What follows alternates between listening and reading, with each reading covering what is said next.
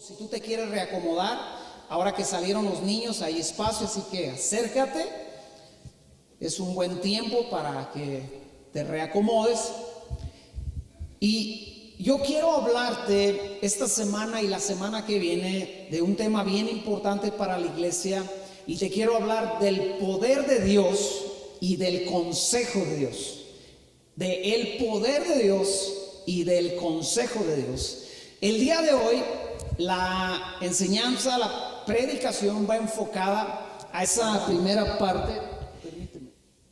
Y Juan capítulo 5, verso 1 al 14 dice lo siguiente: después de estas cosas había una fiesta de los judíos y subió Jesús a Jerusalén. Y hay en Jerusalén, cerca de la puerta de las ovejas, un estanque llamado en hebreo Betesda, el cual tiene 5 pórticos. En estos yacía una multitud de enfermos, ciegos, cojos y paralíticos que esperaban el movimiento del agua. Porque un ángel descendía de tiempo en tiempo al estanque y agitaba el agua, y el primero que descendía al estanque después del movimiento del agua quedaba sano de cualquier enfermedad que tuviese.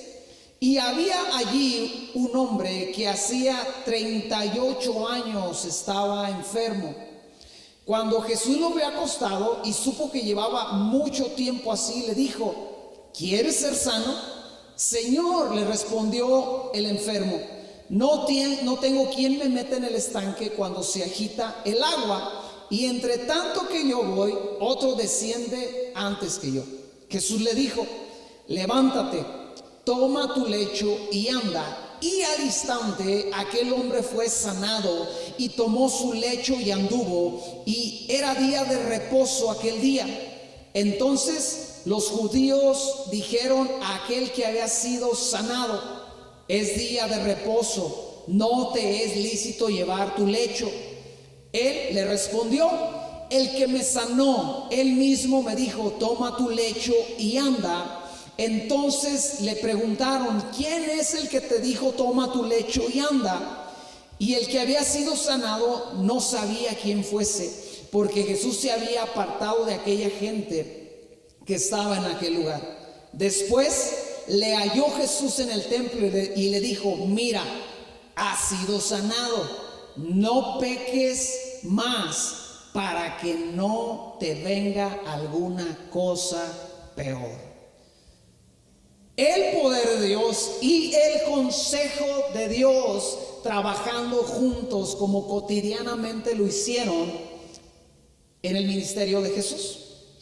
Es decir, en el ministerio de Jesús tú encuentras lo sobrenatural de Dios, pero siempre va a la par, siempre va a la mano con el consejo y la instrucción de Dios.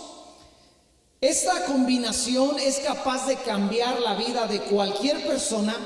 Y no solamente eso, de mantenerla en el rumbo correcto todo el tiempo de su vida. Pero hoy quiero que veamos, que analicemos, que meditemos un poco en la parte que es el poder de Dios, lo sobrenatural de Dios. Y tenemos que entender que el ministerio de Jesús tenía esta peculiaridad de contar con ese poder sobrenatural que hace lo que nada más puede hacer. El ministerio de Jesús tenía esa cualidad, que Él, por medio del poder de Dios, hacía cosas que nadie más podía hacer, que el consejo no podía hacer, que la compasión no podía hacer, que la sabiduría no podía hacer, sino solamente, exclusivamente, el poder de Dios podía provocar ese cambio en la persona. Nos vamos a ver un ejemplo en Lucas capítulo 5, verso 17. ¿Cómo fue el ministerio de Jesús? Lucas capítulo 5, verso 17 al 26 dice: aconteció un día que él estaba enseñando y estaban sentados los fariseos y doctores de la ley, los cuales habían venido de todas las aldeas de Galilea y de Judea y de Jerusalén. Y el poder del Señor estaba con él para sanar.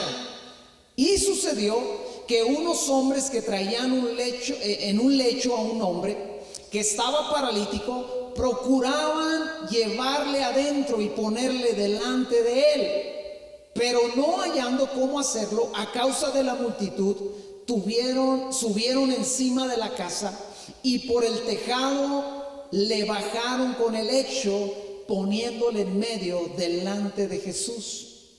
Al ver la fe de ellos, le dijo: hombre, tus pecados te son perdonados. Entonces los escribas y los fariseos comenzaron a cavilar diciendo: ¿quién es este que habla blasfemias? ¿Quién puede perdonar pecados sino solo Dios?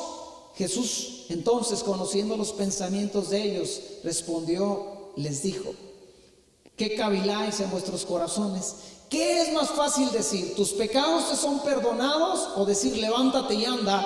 Pues para que sepan que el Hijo del Hombre tiene potestad en la tierra para perdonar pecados, dijo al paralítico: a ti te digo, levántate, toma tu lecho y vete a tu casa. El poder sobrenatural de Dios tocó a este hombre y le cambió la vida. Pero es bien curioso que en los dos casos encontramos a la gente religiosa rodeando el ministerio de Jesús, cuidando el ministerio de Jesús, y cuando Jesús expresaba el poder de Dios que él tenía sobre su vida, el religioso, el fariseo, no le parecía y se enojaba. Y decía: tú no puedes hacer esto porque es día de reposo. Tú no puedes hablar así porque estás blasfemando. Y sabe, el día de hoy, a través de los años, siempre ha sido lo mismo. La religiosidad no reconoce el poder sobrenatural de Dios. Dice conocer a Dios. La religiosidad habla de Dios, tiene un tinte, tiene un enfoque, tiene una apariencia religiosa, pero cuando se trata de que Dios sobre de una forma sobrenatural sobre la vida de alguien y haga lo que nadie más puede hacer, no cuadra con el espíritu religioso. Y tienes que entender que en la vida del creyente se necesita la expresión, la experiencia del poder sobrenatural de Dios. De hecho, esa es la razón por la cual tú estás aquí el día de hoy, porque Dios te tocó y te cambió.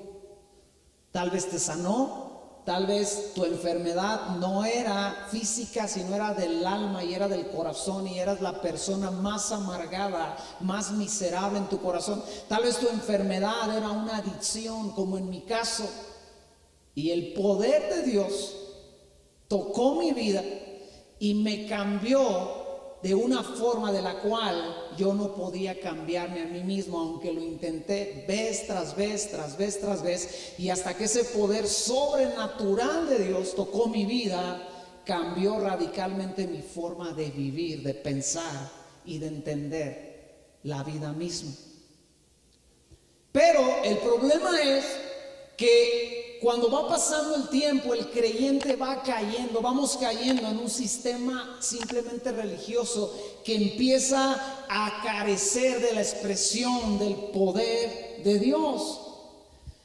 Ayer, mientras revisaba yo en mi casa las canciones, los cantos que íbamos a entonar el día de hoy para darles un repaso, ensayarlos, me topé con videos de hace 10, 15 años de congresos a los cuales yo asistí, a los cuales yo fui, y que eran congresos que tenían un tinte extravagante y radical, porque la gente que los organizaba era gente que buscaba, que número uno, aman a Dios, pero número dos, ellos querían no solamente el amor de Dios, querían la expresión del poder de Dios sobre sus vidas, sobre sus ministerios, sobre su generación. Y encuentras a una bola de pastores, de hombres que yo conocí personalmente, que conozco a muchos de ellos, clamando, gritando, expresando su corazón para que la unción, la presencia del Espíritu Santo se manifestase en aquel lugar y hiciera, esa presencia provocara lo que nadie más puede provocar. Y tenías en ese lugar a miles de jóvenes de 12 a 20, 25, 30 años retacando esos auditorios porque ellos buscaban tener contacto no con una religión, sino con el amor y el poder de Dios sobre sus vidas. Pero ha ido pasando el tiempo y la iglesia hemos ido abandonando esos caminos. Y ahorita vamos a ver por qué. Y la iglesia poco a poco ha sido metida en un camino donde otras cosas son las cosas importantes. Por ejemplo, la imagen de la iglesia. La imagen de la iglesia es el día de hoy algo muy importante para la iglesia. Y yo no digo que la iglesia se tiene que presentar delante del mundo toda despilfarrada, toda por ningún lado. No, debemos sí proyectar lo que somos, un pueblo santo, pero no es mera apariencia, no es imagen meramente, es algo más que eso. Y cuando tú comparas cómo era la iglesia primitiva, tú encuentras que ellos tenían algo que nosotros pareciera que no tenemos, aunque sí lo tenemos, y no tenían todo lo que nosotros tenemos el día de hoy. Un viernes de oración que estuvimos aquí, yo les mostraba en el libro de los Hechos cuando dice que Pablo iba al lugar de oración, y la Biblia dice que el lugar de oración era junto al río. O sea, ellos estaban orando a la intemperie. Tú y yo el día de hoy podemos venir a una reunión de oración y si está haciendo calor, no importa, porque prendemos los ventiladores, ¿verdad? O si hay aire acondicionado, mejor todavía. Si está lloviendo, nos resguardamos. Si hace frío, pues cerramos la puerta. Y finalmente tenemos mucha comodidad. Pero como lo vamos a ver el día de hoy, cada vez expresamos menos el poder de Dios sobre nuestras vidas. Y el poder de Dios es lo que hace lo que nada más puede hacer.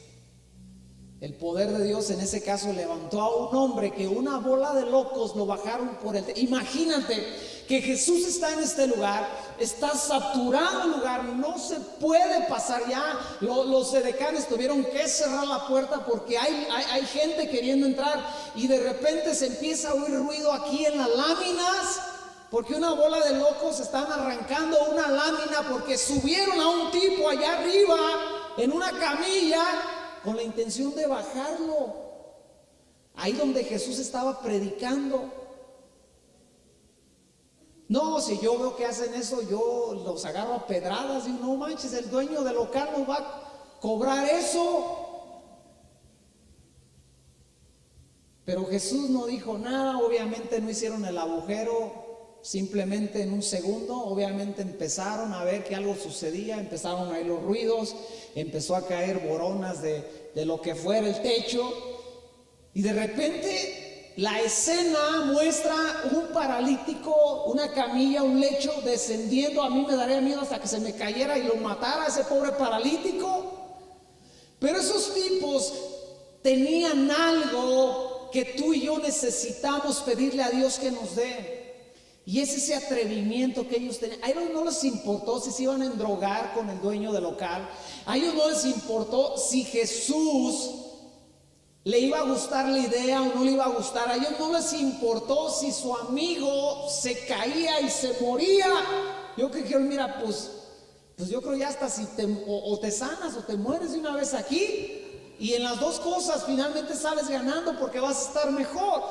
Lo hacen descender y hay una indignación religiosa. Y la iglesia a través de los años poco a poco ha sido metida en un camino donde el poder de Dios, la expresión del poder de Dios ya no es tan vista. Y necesitamos pedirle a Dios que nos deje ver su poder en medio de nosotros, porque somos la iglesia de Cristo. Pero ¿cómo viene esa parte?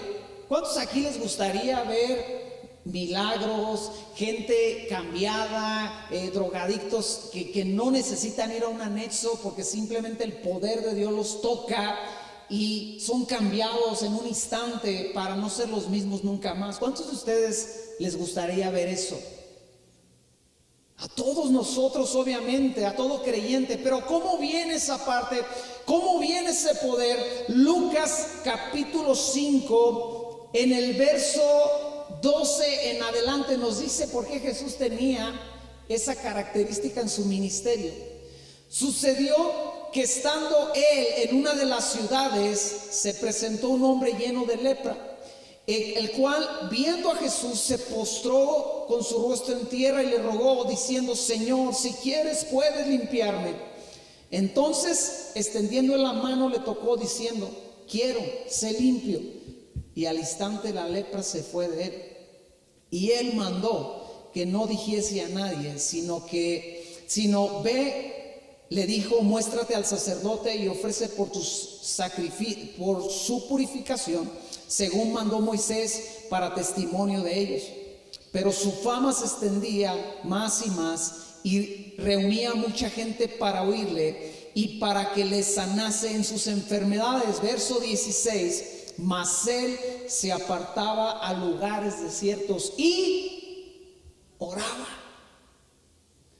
¿Por qué Jesús tenía esa cualidad de tocar a la gente y que algo pasaba en esa gente? ¿Por qué Jesús tenía esa cualidad que su presencia manifestaba la voluntad, el amor y el poder de Dios sobre la vida de alguien? Y las vidas eran transformadas porque era un hombre de oración. Di conmigo, él era un hombre de oración. El hermano Leonardo Ravenhill, un hombre que ya falleció, un hombre de oración, tenía una frase muy famosa que decía: si tú quieres saber qué tan famoso es un predicador, ve a su iglesia el domingo. Si tú quieres saber qué tan famoso es Dios en esa congregación, ve a la reunión de oración de esa congregación.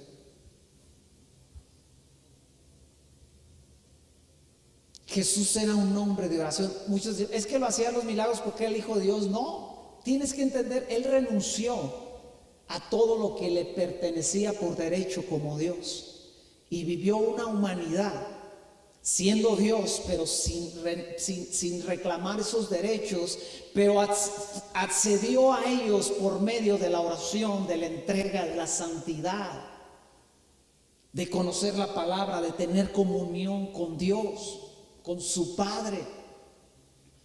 Jesús era un hombre de oración. ¿Por qué el creyente promedio el día de hoy no manifestamos el poder de Dios como la iglesia primitiva lo experimentaba? Porque hemos abandonado el lugar de oración. Jesús dijo: cuando vayas a orar, enciérrate, cierra la puerta y ora a tu Padre Celestial, y tu Padre Celestial que te ve en lo secreto te va a recompensar en público. Es decir, la expresión de Dios en mi vida pública es el resultado de mi devoción a Dios en lo privado. Pero ¿qué lugar ocupa en mi vida la oración como creyente? Pregúntate a ti mismo, cierra tus ojos y di: ¿qué tan importante es para mí la oración? Pregúntate: ¿qué tanto oro en mi diario vivir? Si pasáramos más tiempo en la oración que en el Facebook, seríamos una iglesia avivada. Porque ya ahora las nuevas generaciones dicen: no, es que la Biblia dice que sin fe es imposible agradar a Dios. Le pusieron el ley de la Reina Valera: sin fe es imposible agradar a Dios. Entonces, tenemos que entender, iglesia, que nos estamos quedando un paso atrás de lo que es lo bíblico, de lo que es el modelo original. Como Dios le dijo a Moisés: conforme al modelo que te mostré en el monte, así tienes que edificar el tabernáculo. Entonces tú y yo tenemos que abrir nuestra Biblia en el libro de los Hechos y ver esa iglesia primitiva, cómo se comportaba, cómo vivía, cómo actuaba, cómo amaba, cómo oraba, y después voltear y ver a nuestra iglesia y decir: ¿qué tanto nos parecemos? pero ya quedamos así como la Yuwoki, ¿verdad? Todo distorsionado comparado con el original. Y tenemos que entender que tenemos que volver a esa forma y a ese molde y a esa dinámica y a esa realidad, porque si no, no veremos lo que este mundo tanto necesita. Ayer les platicaba aquí a los del equipo de alabanza después del ensayo que ayer me suscitó una cosa ahí en mi trabajo. Estábamos almorzando y de repente una persona que literalmente está endemoniada fue a hacerme la de tos ahí al trabajo. No era la persona, era lo que esta persona trae en su vida, lo que fue a amenazarme. Y dijo muchas cosas, pero algo que me dijo muy claro, escucha bien, algo que me dijo, lo que me tengas que decir, dímelo en mi cara.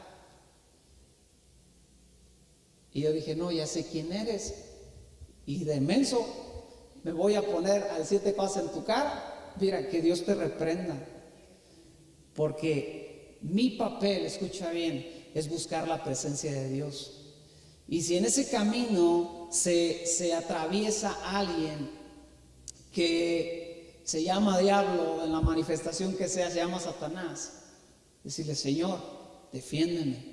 Aunque tengo autoridad y aunque es otra parte del poder de Dios, poder liberar a gente, pero es otro tema. Y es algo que también hemos experimentado y hemos vivido.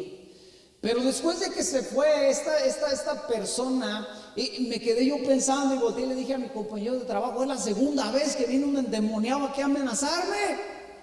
En otra ocasión estaba yo trabajando y llega un tipo y se para en la puerta, obviamente no estaba bien. Y teníamos música cristiana y él se empieza a burlar, así una sonrisa bien fea, y me dice, ¿a poco tú eres de esos? Y le digo, sí, yo soy de esos. Y me acerqué a la puerta, ¿no? Porque pues viene muy picudo, y me acerqué a la puerta. Yo sí soy de esos. Escucha lo que me dijo, pero escucha, aquí lo que tienes que entender es que no era la persona. Me dijo, no sabes nada y tú no entiendes nada. Me dijo, yo fui de esos, ya no soy de esos. Y tú no sabes todo lo que yo sé.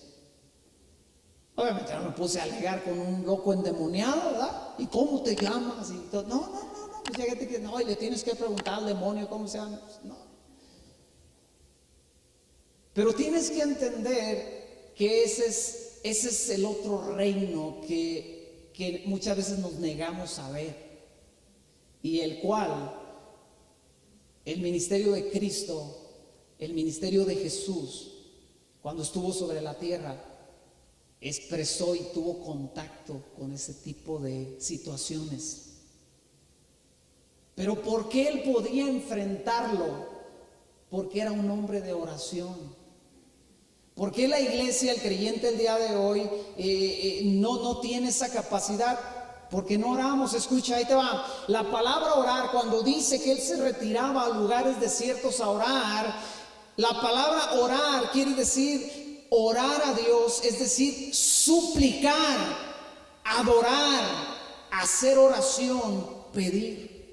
Él se apartaba para ir delante de Dios a suplicar, a adorar, a pedir, a implorar que Dios usara su vida para el propósito para el cual lo había enviado.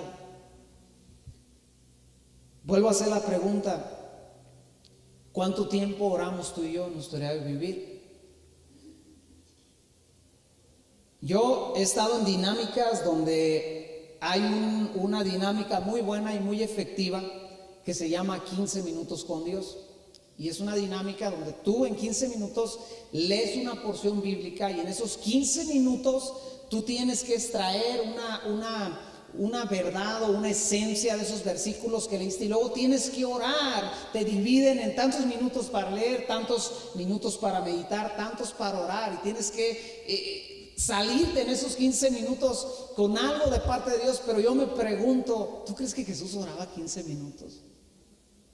Y te digo la realidad, muchos que se les pone como requisito esos 15 minutos, no los cumplen. Y yo creo que si yo me encontrara con un creyente de la iglesia primitiva y le quisiera presumir, ¿sabes? Voy al día con mis 15 minutos con Dios. Él me diría, yo pasé toda la noche orando, hermano, buscando la presencia de Dios. Y si me hiciera la otra pregunta, ¿cuándo fue la última vez que ayunaste? ¿Y cómo ayunaste? Chin. Lucas capítulo 6 verso 12 dice que en aquellos días él fue al monte a orar, y escucha bien, dice, y pasó la noche orando a Dios. Me acuerdo un día que mi pastor me platicó que él conoció a un hombre, a un hermano en Cristo, que por X razón de lo que estaban haciendo, ese hermano le dio alojamiento, y era otro joven, ellos eran jóvenes, y dice que pues estuvieron platicando de las cosas de Dios y esto y aquello. Se hizo un poco tarde y mi pastor le dijo, me voy a dormir, y él dijo, yo me voy a quedar leyendo otro ratito. Y dice mi pastor, él se durmió, dice, yo me fui a dormir y me quedé profundamente dormido. Cuando me enderezo, lo veo que está leyendo, y voy y le digo, no manches, pues ¿a qué horas te levantaste a leer nuevamente? Y él dijo, no, pues es que ni me dormí. Pasó toda la noche leyendo la Biblia porque él quería estar cerca de la palabra de Dios. Y dice mi pastor, eso me movió el tapete, porque yo me pregunto, ¿cuándo fue la última vez que yo me desvelé leyendo la Biblia? ¿Cuándo fue la última vez que yo pasé una noche de oración donde yo fui a buscar a Dios? No había una reunión de oración, pero yo tenía una cita con Él. ¿Cuándo fue, hermano? ¿Cuándo fue, hermano? ¿Cuándo fue, iglesia? Entonces tienes que entender, la oración es determinante si queremos ver a Dios obrar con poder en nosotros y a través de nosotros. Sin oración no hay poder. Olvídate de esos rollos que se movieron hace mucho tiempo, que si venía el ungido del Señor y tocaba tu cabeza, ya te transmitía el manto, y entonces ya ese manto, ¿verdad?, ya te ungía, y ya la unción es el Espíritu Santo. ¿Y cuántos de aquí tienen el Espíritu Santo? Entonces tú tienes la unción, entonces tú eres ungido por Dios. Pero la diferencia entre un hombre que tú lo ves que expresa el poder de Dios no es la unción, es que él se ha dedicado a la oración, a la búsqueda, y esa presencia del Espíritu Santo es tan palpable en él que empiezan a suceder cosas. Lucas capítulo 10, porque bueno, estamos hablando de Jesús, y pues Jesús era el Hijo de Dios, y Él pues era el enviado, el Hijo de Dios. Entonces pues por eso podía hacer esas cosas. Pero ¿cómo se hizo accesible esa dinámica para nosotros? ¿Cómo se hizo accesible ese poder para la iglesia, para los discípulos? Lucas capítulo 10 verso 1 al 9 dice: después de estas cosas designó el Señor también a otros 70, a quienes envió de dos en dos delante de él a toda ciudad y lugar donde él había de ir. Y les decían: la mies, la verdad, es mucha, mas los obreros pocos. Por tanto, rogad al Señor de la mies que envíe obreros a su mies. Id aquí, yo os envío como corderos en medio de lobos. No os llevéis bolsa, ni alforja, ni calzado, y a nadie saludéis por el camino. En cualquier casa donde entréis, primeramente decid: paz sea esta casa. Y si hubiera ahí algún hijo de paz, vuestra paz reposará sobre él, y si no, él se volverá a vosotros. Y posad en aquella misma casa, comiendo y bebiendo lo que os den, porque el obrero es digno de su salario. No os paséis de casa en casa. En cualquier ciudad donde entréis y os reciban, comed lo que os pongan adelante. Verso 9: y sanad a los enfermos que en ella haya, y decirles: se ha acercado a vosotros el reino de Dios. Es decir, Dios, Jesús mismo puso al alcance del creyente esa expresión de poder, esa dinámica donde él podía, igual que su maestro, igual que su salvador, como discípulo, extender su mano y ver cómo a través de esa mano el poder de Dios fluía y se hacía palpable y se hacía visible. Hace muchos años, en la congregación que yo estaba, mi líder de jóvenes me acompañó al Seguro Social porque había una persona enferma, un familiar mío enfermo, y yo le pedí que fuésemos a orar a aquel hospital, al Seguro Social que demolieron, y subimos a donde estaba mi pariente.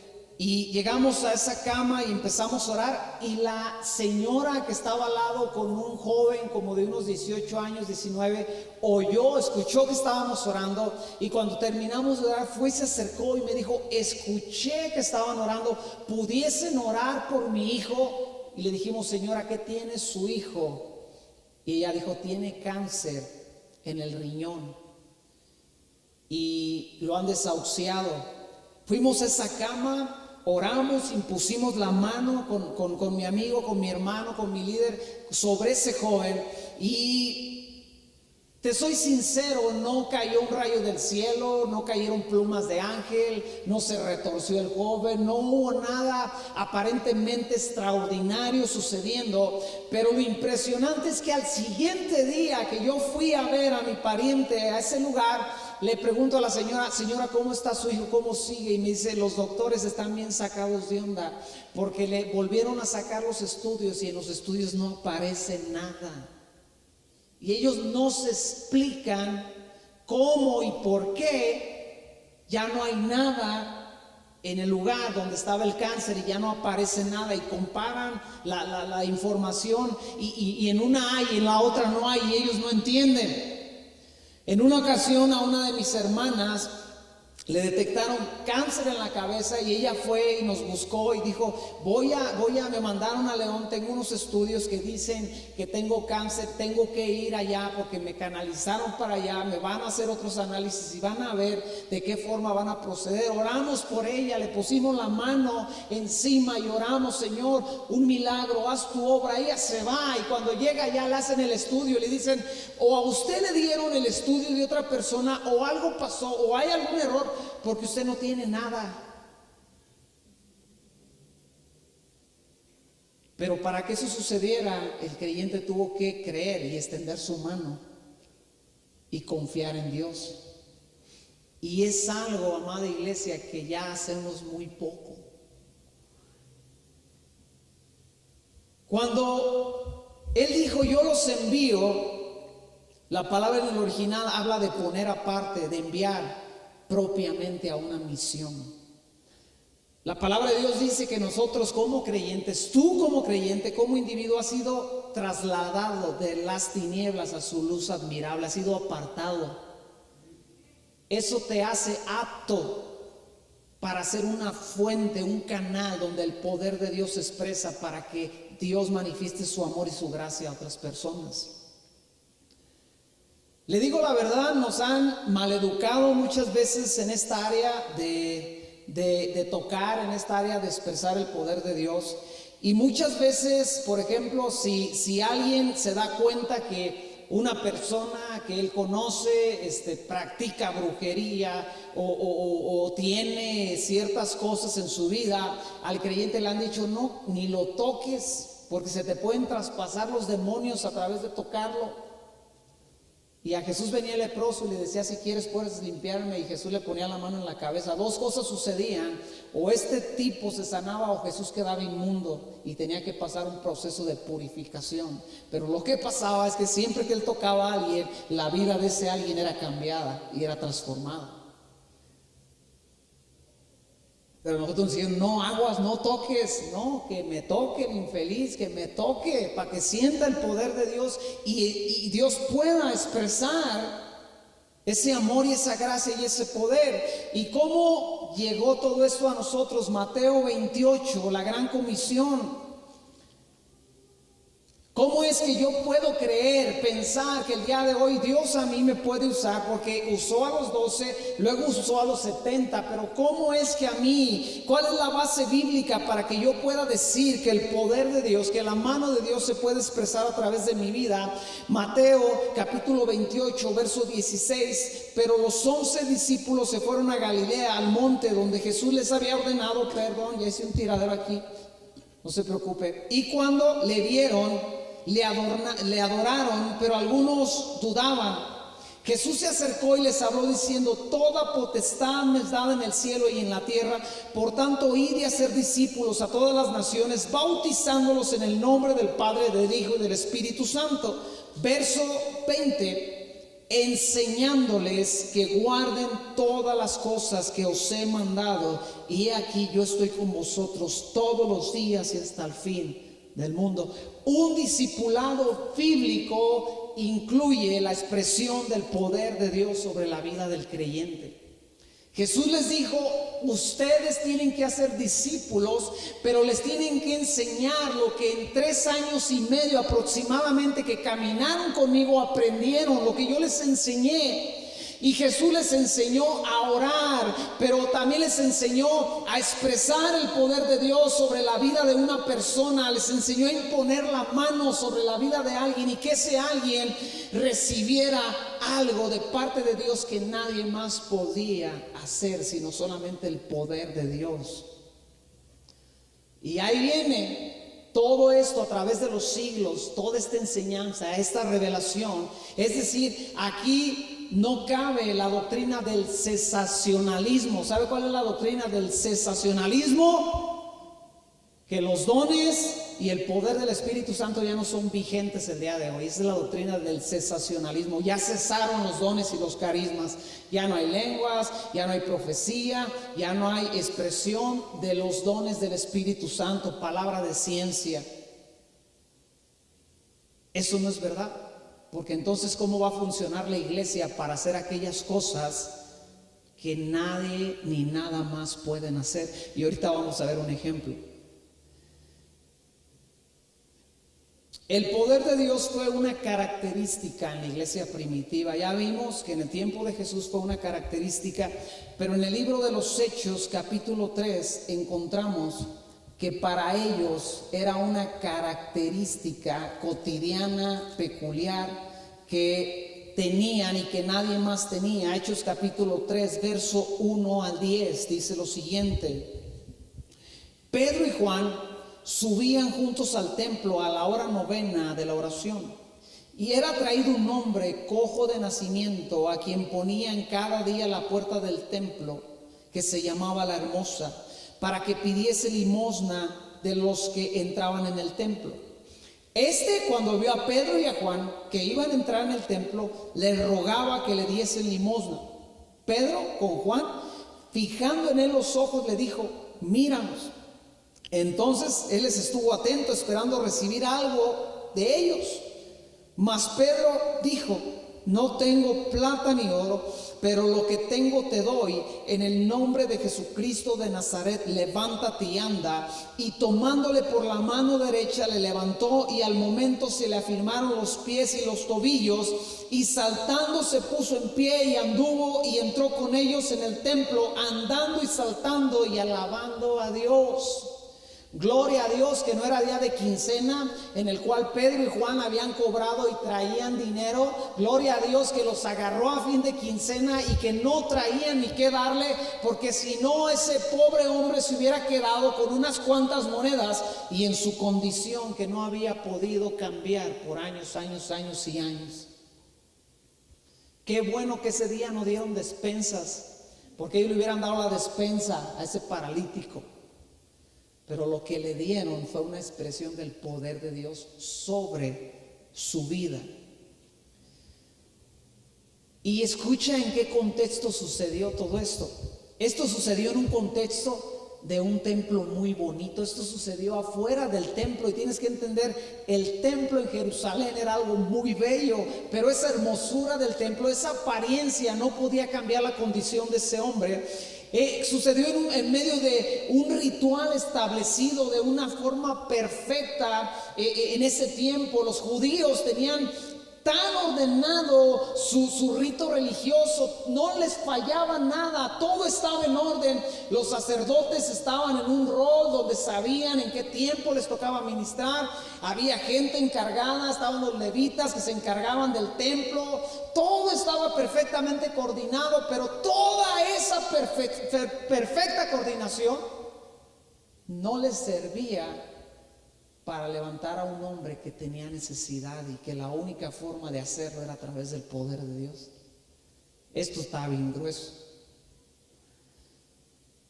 Tenían ornamentos, tenían costumbres, tenían disciplina espiritual, pero nada pudo cambiar a este hombre, sino solamente dos hombres que no tenían físicamente, humanamente, económicamente, no podían hacer nada por él, pero tenían algo. Conocían a Dios y le buscaban, y estaban llenos de su espíritu, y sabían que Dios tenía poder para hacer todo aquello que nada ni nadie puede hacer. Esa era la iglesia. Esos son nuestros tatarabuelos espirituales. El poder de Dios era una necesidad y una petición muy importante para ellos.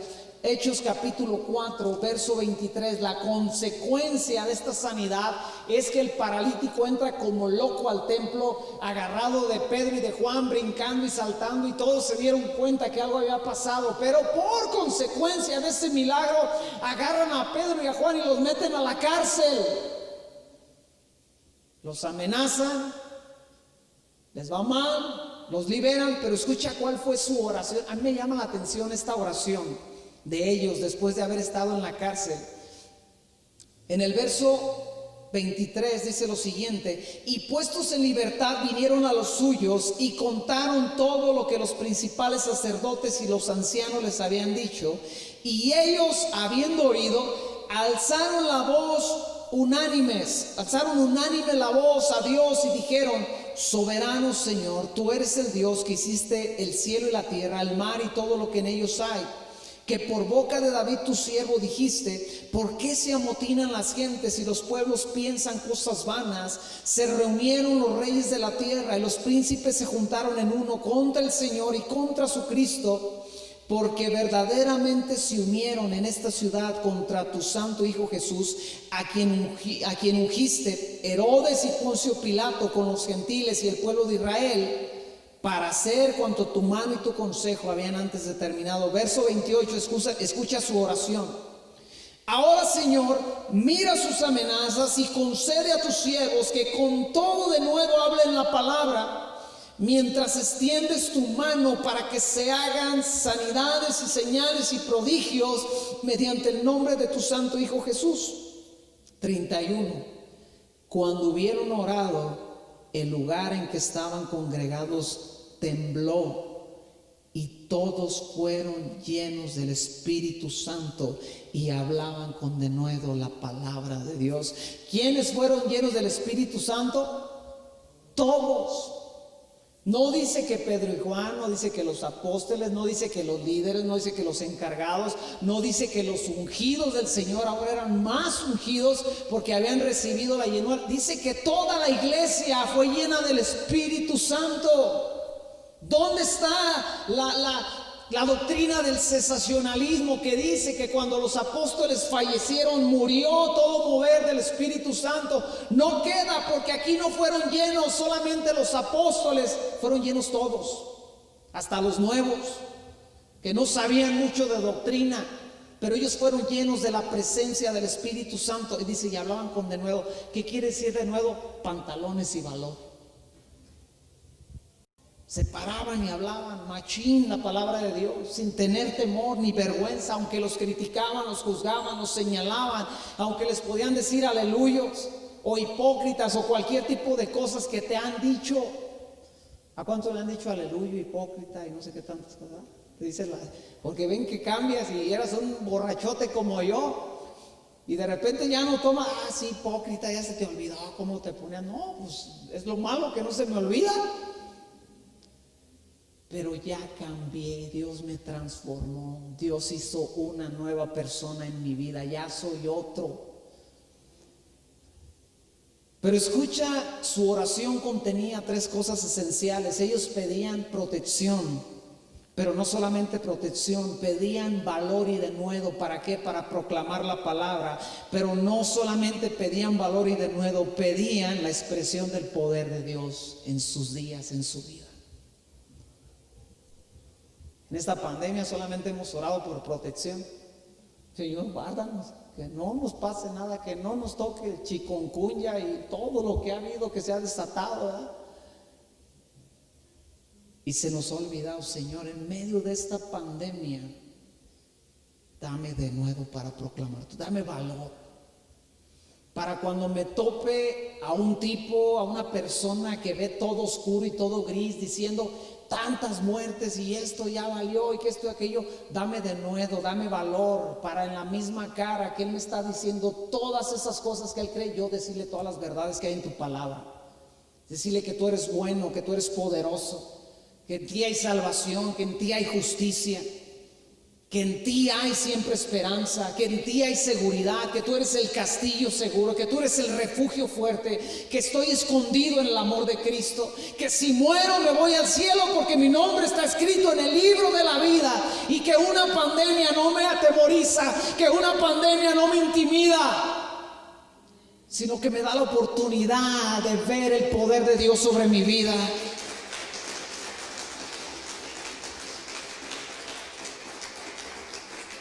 Pero ¿sabe usted cuánto creyente hay refugiado por el temor que hay en ellos de morir? Cuando Pablo decía, para mí el vivir es Cristo y si me muero ya gané. Mire lo que me pasó, lo que Dios me enseñaba. Por eso me gusta salir a correr, porque mato 2 pájaros de un tiro. Hago ejercicio. No salgo tan seguido como yo quisiera, pero hago ejercicio. Y número 2, aprovecho ese tiempo para hablar con Dios y meditar en su palabra. Y escucha lo que Dios me mostraba la otra vez. Salí a correr, iba haciendo mi ruta que hago cotidianamente. Iba como a la mitad y mi cuerpo ya no quería seguir. Me dolía todo. Me dolían hasta los músculos, eso que no tengo.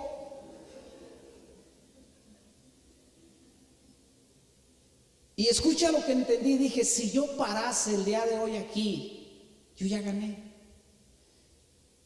Porque llegué a la mitad pudiéndome haber quedado en mi casa y no dar ni siquiera un paso. O sea, ya lo que hice fue ganancia, aunque me quede a la mitad del tramo. Obviamente no me quedé a la mitad, hice mi ruta, obligué a mi cuerpo, porque tiene que ver mucho la voluntad en ese tema del ejercicio. Pero escucha bien, te voy a decir algo. Lo peor que me puede pasar es que me muera en este tiempo de enfermedad. Eso es lo peor que me puede pasar. Y lo peor que le puede pasar a mi familia. Pero te digo una cosa, yo ya gané. Yo era un borracho perdido que iba camino al infierno, que ignoraba el amor de Dios sobre su vida. Y ese infeliz que no podía controlar un vicio y que estaba lleno de maldiciones y que carecía de esa aprobación de Dios sobre su vida, lleva 25 años que se convirtió a Cristo y está proclamando cada día lo bueno y lo fiel que es Dios para toda la humanidad. Dime si no gané ya. Dime de qué le voy a temer al diablo, de que me mate siquiera.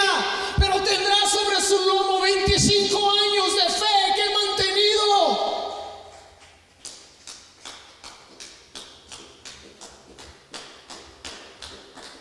Pero ¿sabes qué nos dice?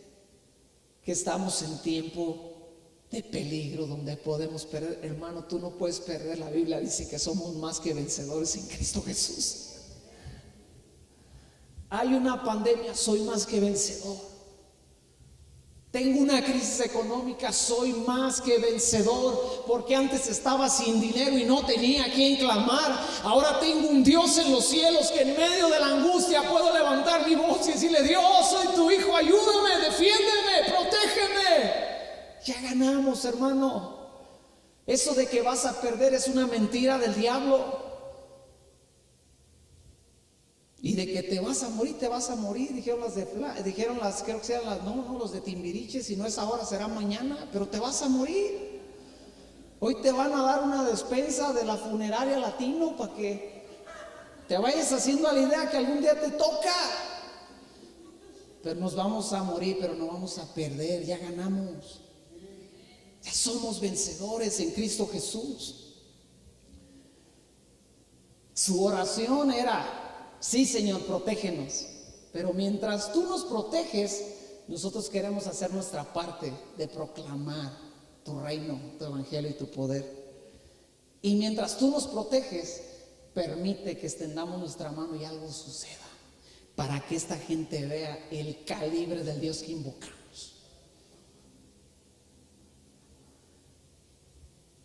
Yo te quiero llevar al Antiguo Testamento a ver la expresión de Dios, del poder de Dios sobre una persona. Y acompáñame a 1 Samuel capítulo 16. Y vamos a ver la expresión del poder sobre un jovencito carente de experiencia, carente de una economía, de una influencia.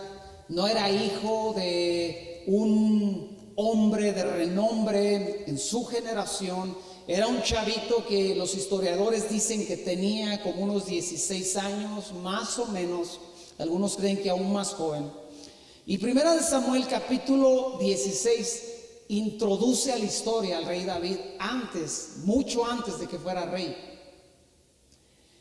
Y lo empieza a describir. Él ya fue ungido por el profeta Samuel como el siguiente rey, pero esto sucedió en lo secreto. Esto sucedió en privado. Pero dice la historia en el capítulo 14, en el verso 14 del capítulo 16, dice así: el espíritu de Jehová se apartó de Saúl y le atormentaba un espíritu malo de parte de Jehová. Y los criados de Saúl le dijeron: he aquí ahora un espíritu malo de parte de Dios te atormenta. Diga pues nuestro Señor a tus siervos que están delante de ti, que busquen a alguno que sepa tocar el arpa, para que cuando esté sobre ti el espíritu malo de parte de Dios, él toque con su mano y tengas alivio. Y Saúl respondió a sus criados: búsquenme pues ahora alguno que toque bien y tráiganmelo. Entonces uno de los criados respondió diciendo: he aquí, yo he visto a un hijo de Isaí de Belén que sabe tocar, es valiente y vigoroso y hombre de guerra, prudente en sus palabras y hermoso, y Jehová está con él. Y Saúl envió mensajeros a Isaí diciendo: envíame a David tu hijo, el que está con las ovejas. Y tomó Isaí un asno cargado de pan, una vasija de vino y un cabrito, y lo envió a Saúl por medio de David. Y viniendo David a Saúl, estuvo delante de él, y él le amó mucho y lo hizo su paje de armas. Y Saúl envió a decir a Isaí: yo te ruego que esté David conmigo, pues ha hallado gracia en mis ojos. Y cuando el espíritu malo de parte de Dios venía sobre Saúl, David tomaba el arpa y tocaba con su mano, y Saúl tenía alivio y estaba mejor, y el espíritu malo se apartaba de él. Dos cosas que tenemos que entender: la gente endemoniada existe. Si usted no se ha topado con uno, tal vez es porque usted es el endemoniado. Mi esposa y yo, a través de nuestro ministerio, nos hemos topado con personas que yo no sé cuántos demonios traen. Y nos ha tocado ministrar no una vez, sino varias veces.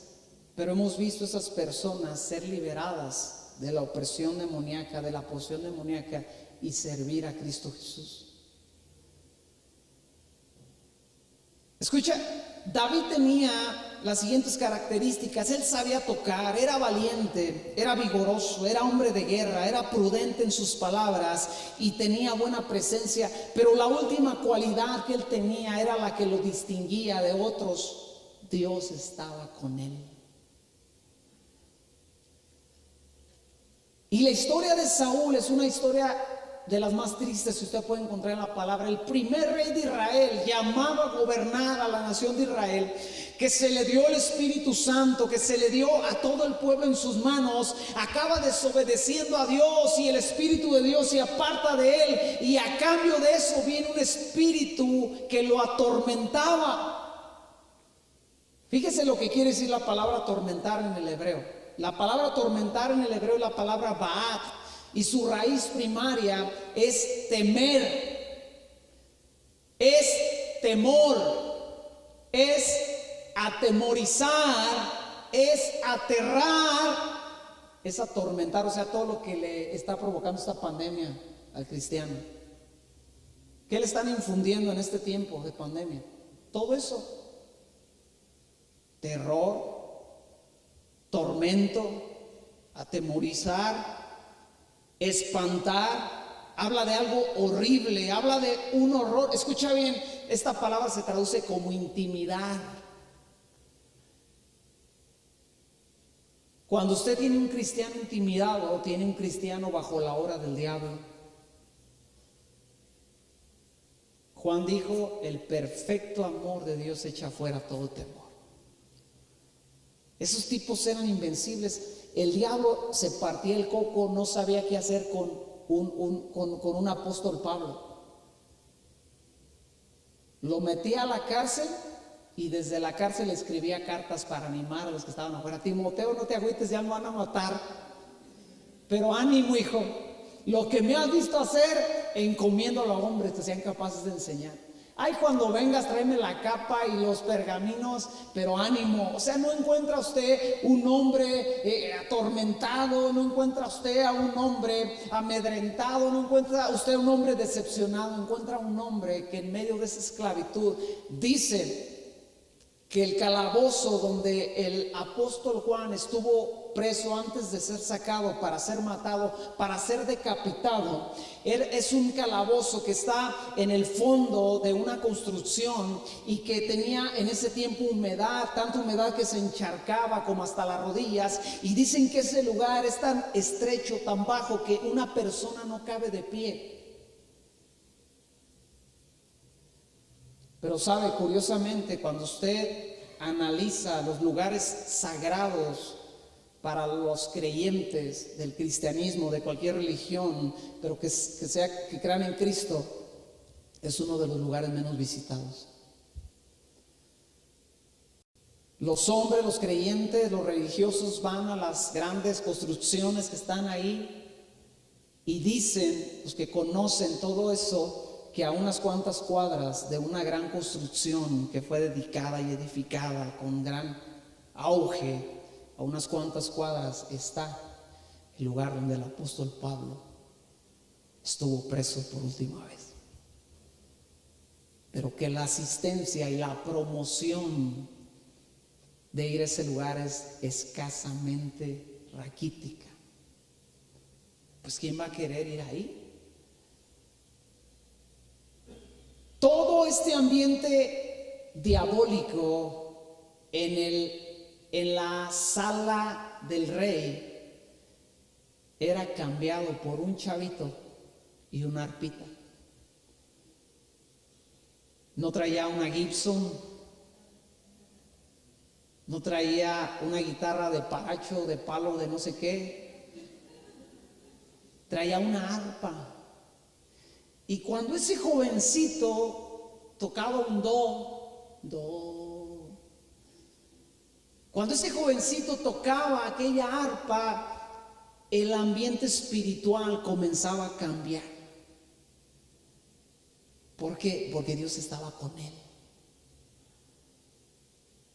Y usted tiene que entender que esa es una de las características del cristiano.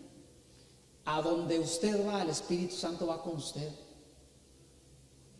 Usted sea consciente o no sea consciente, el Espíritu Santo va con usted porque le fue dado para que lo guiara, lo consolara y lo enseñara.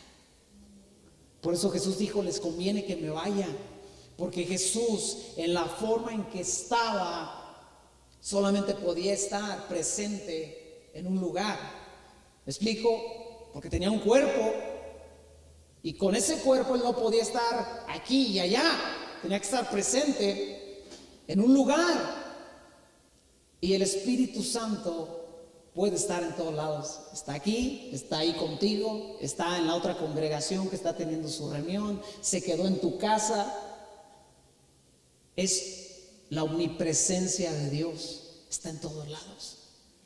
Y este jovencito, carente de experiencia, de influencia, carente de muchas cosas, entraba donde el rey, el hombre más importante de su nación, estaba siendo atormentado.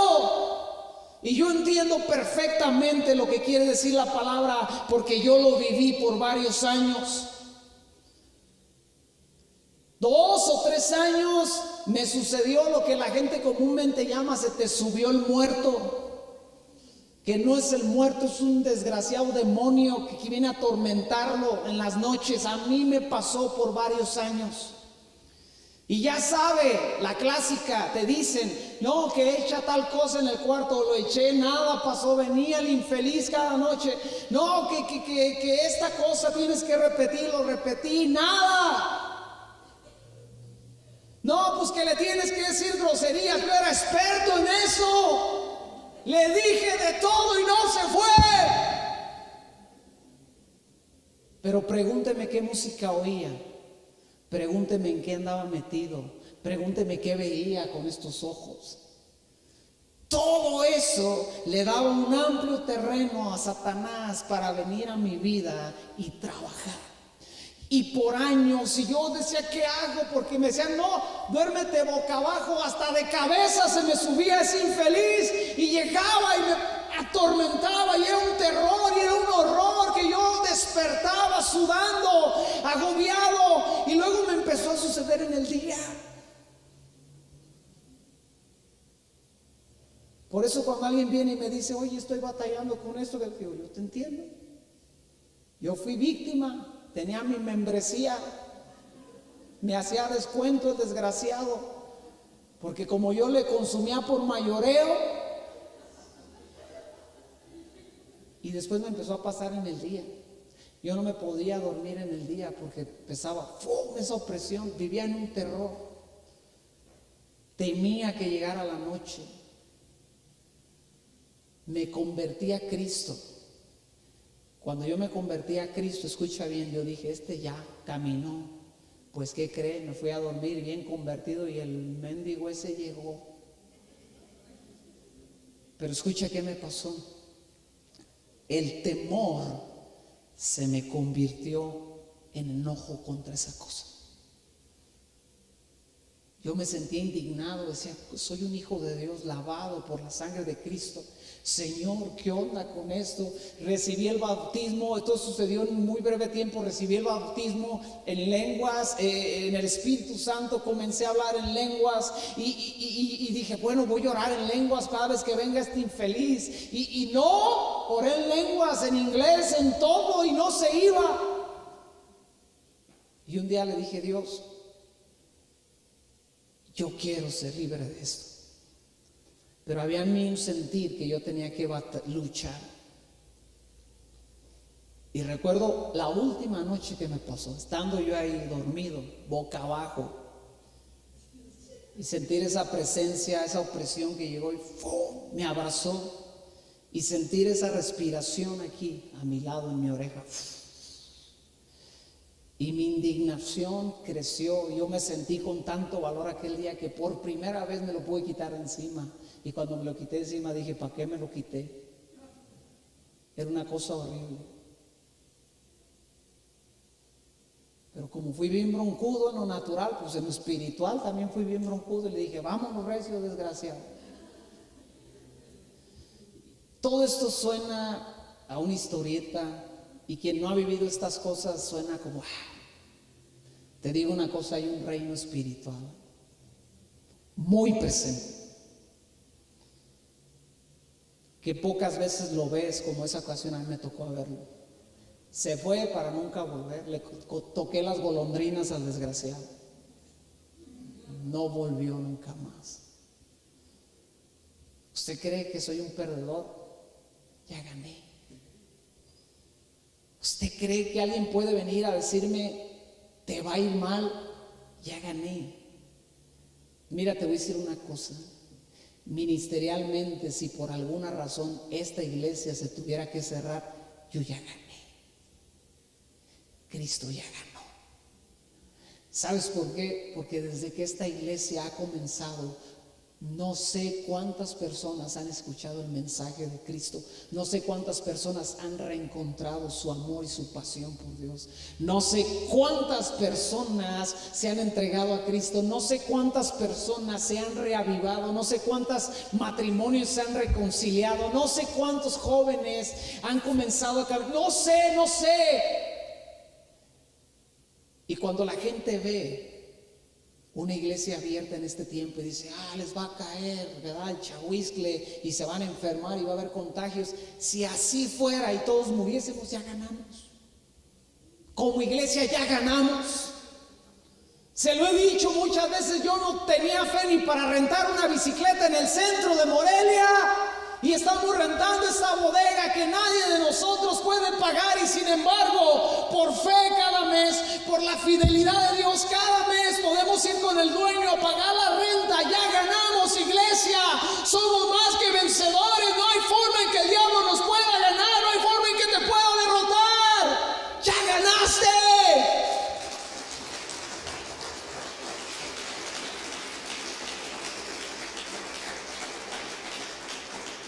¿Por qué un jovencito con una arpa que tal vez él hizo? Porque usted tiene que entender que David era un hombre muy hábil, que muchos instrumentos que él tocaba, él los inventó. Puede leerlo en la palabra de Dios. ¿Por qué un jovencito, todo chachalaco, que se veía más o menos presentable, simplemente cambiaba el ambiente espiritual? Él mismo, en la letra de su canto del Salmo 63, nos dice por qué. Salmo 63. Estos son los cantautores que usted debe de admirar.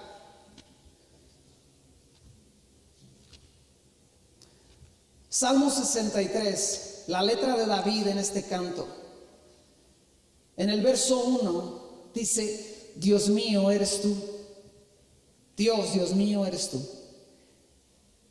De madrugada, ¿qué? ¿Cuándo lo buscaba? De madrugada. ¿Cuándo es la madrugada? No son las 8 de la mañana como usted piensa. Ni siquiera son las 7 de la mañana.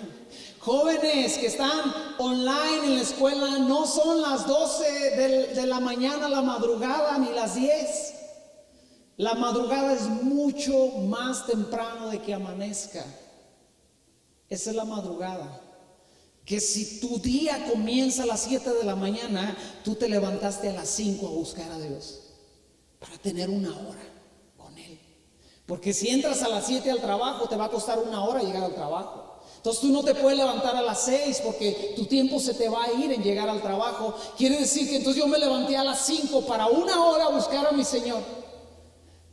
De madrugada yo te buscaré. ¿Sabe qué está diciendo David con la palabra buscar? Ahí le va, anótele. La palabra buscar es la palabra shakha. Y su raíz primaria propiamente quiere decir amanecer y aplicarse temprano a cualquier tarea. La palabra buscar se traduce como fervor. ¿Qué es fervor? Que te arde el pecho por algo. Si usted quiere recordar qué es el fervor, nomás recuérdese cuando usted conoció a esa chicuela con la que se casó. Ese es fervor. Que la veías y decías, achachay. Eso es fervor, que algo aquí adentro se te mueve nada más de ver y de pensar. Acuérdate cuando te quedabas con un chicle de él o de ella y lo masticabas y te sabía que te llegaba al corazón. Eso es fervor. Te estoy dando buenas ideas. Y con esta pandemia,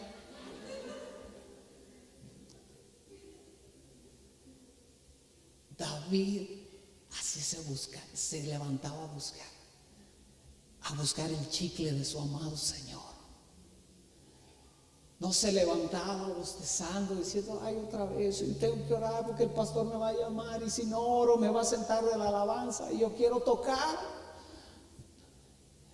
Se levantaba de madrugada, decía, tengo que sacar a las ovejas a las 6 de la mañana, las tengo que llevar en camino, así que yo me tengo que levantar, Dios, a las 3 de la mañana a buscarte. Y ahí estaba,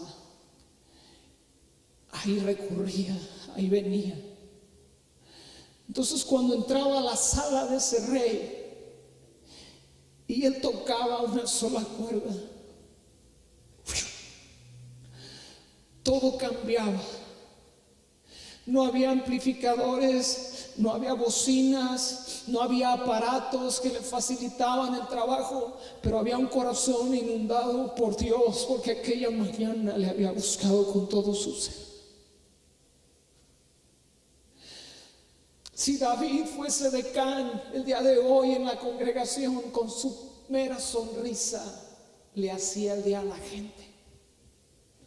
Gente vendría y diría, a mí no me gusta cómo predica ese pastor gritón, pero yo quiero ir a ver al edecán cómo sonríe. Si David hubiera sido el del aseo de la iglesia no solamente se hubiese quedado limpia, se hubiese quedado impregnada de algo.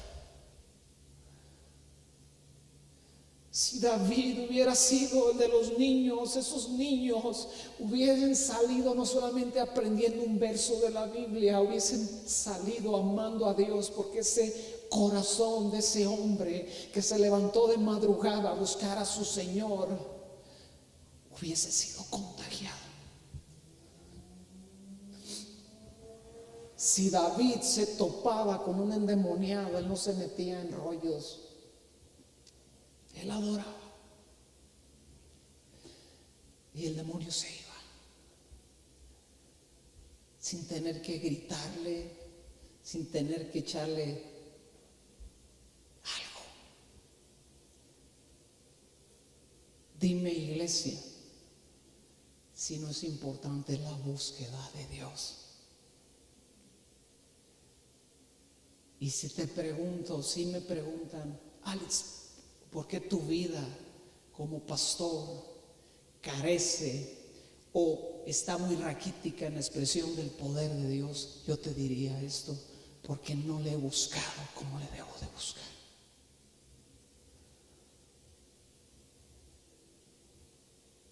Porque como iglesia no expresamos ese poder, esa esencia sobrenatural cada vez que nos reunimos, porque para nosotros la reunión de búsqueda, que es los viernes, es como no tan importante.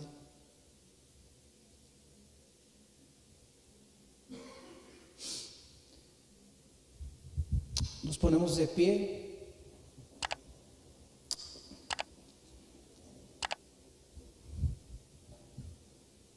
Y me pueden ayudar los de la alabanza en esta ocasión, por favor.